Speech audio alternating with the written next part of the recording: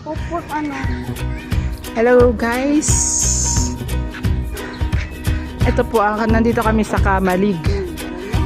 Tapos pupunta kami dyan sa may paanan ng Mount Mayon. Ito daw ay bakahan. Tawag nila is bakahan. So, ayan po siya. Palapit kami sa kanya. Pagod, hingal.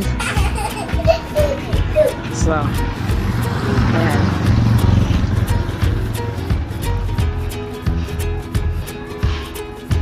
So dito kasi may farm. Itong building na to is farm school. Farm school. Ay, ano to? May dairy. Kasi pang, ito na siya ano po ha. Ayan. Actually, hindi na siya perfect. Kasi usok Oh. Tatakpa na siya usok. Hindi na siya perfect. Yukap na siya. So, anong meron dito? Hinihingal ako. So, actually, hindi naman siya perfect, oh. No. Ay, hindi na siya perfect. Pero maganda pa din naman siya. Wow. Kaya nga siya is Mayon. From Magayon. Yan.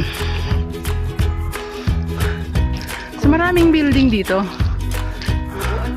Ito naman ay called storage.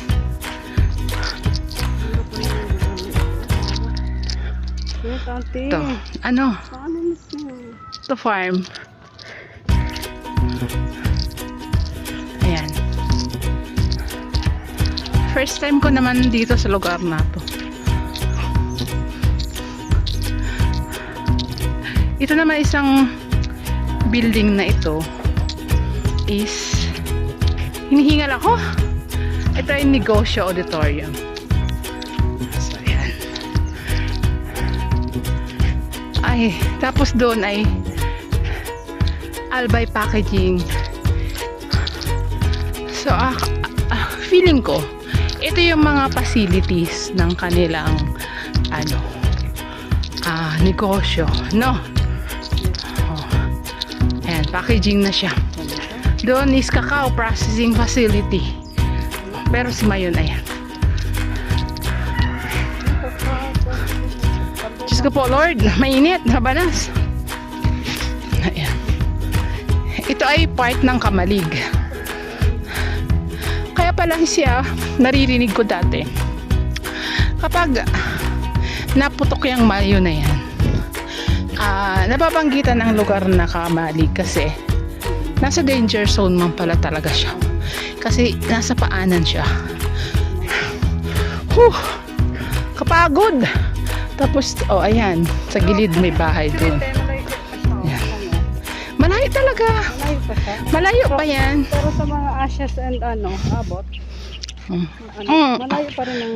Pero sabi kaya nila is meron man lang daw yan isang part na diadaanan yung lava. Lava. Ito man eh, parang di pa naman Ayan. sa first na wala pa. So, dire-diretso po yan, iikot kami. Hindi namin alam kung ano yung dulo niya. Pero ayan, medyo kaunti na lang, dulo na lang yung nakikita ni Mayon. So doon, dire-diretso kami. Then later, kung ano yung nandun sa dulo, papakita ko sa iyo. Hi guys, yan po ang aking kasama, si Ma'am Graciel.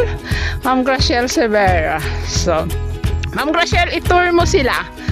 Sige, nasaan ka ngayon, Ma'am Graciel? Hi, dito ako sa Kapangan, sa Marigal Bay. Oh, yeah. Ano ang meron sa Kapangan, Kamari Galbay? Wow. Oh, maganda ka. Nasa natin na maganda. Ayan. Ayan, silip-silip, oh, ayan. Mamaya, maraming baka. Aden? Mamaya. Kita natin ang maraming baka. Ayan.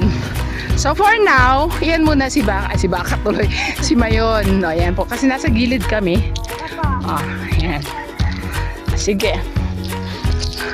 Mga halaman actually nandito po. Ito, mga, ano to ba? Gumamela? Ayan. Gumamela. Yan yung ginagawa ng essential oil. Are you sure? O yan. According to Ma'am Graciel, di ba doon, meron doon essential oil and soap making. So sabi niya, according to her Ito yung is... raw material. Ito yung mismo Are you sure? Ayan. Yeah. Promise daw. Gumamela po yan, di ba? Gumamela. Okay, sige. Hindi lang yan ang flowers dito. Ayan, marami siya. Then, doon sa banda doon, ayan, may makikita kayong, ayun, no, may mga net-net. Ay, ito, may ano pa siya. Ano ngang tawag niya? Dragon fruit. Pero, ayan. Pero wala pa siyang maraming bunga. Kaunti lang naman siya. Okay, Ma'am Graciel, anong susunod mong isapakita sa akin? Charot, sa amin pala. Eto, meron pa ditong flowers. Ito, maliliit. Ayan. Pero hindi namin alam kung anong pangalan niya, and then, hindi rin namin alam. Ay, pero ito po, may bayabas. Ah, di ba? See? Ayan, bayabas. Pero hindi pa siya hinog. Hindi pa yan hinog, ayan. Ayan, marami siyang bunga, pero baka bawal pa din kumuha. Hindi namin po alam kung bawal kumuha. Hindi namin alam. Huwag tayo magpasaway. Huwag ka lang kumuha ng bayabas. Ayan. Ayan. Ayan po si Pana sa side.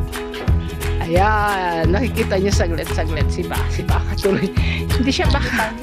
Hindi pa. Okay po. Lalakad-lakad muna kami. Papakita namin sa inyo kung ano nandun sa dulo.